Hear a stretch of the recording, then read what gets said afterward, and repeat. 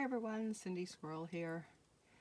Well, it's really hot today, and I am supposed to be filling that trailer.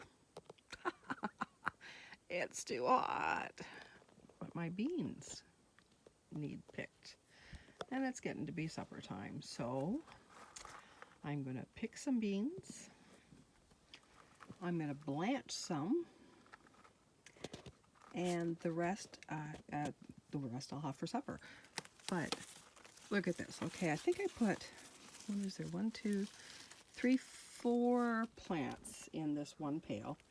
And look at all the beans. Like, I've already picked off of these, and it's just amazing how much food you get from one plant. It just, so there you got 4 plants, you got lots of food, and here I think there's like 5 in there. And just look at those yellow ones down there. Like, just look how much beans are on there. Just totally amazing. So I'm gonna go picking.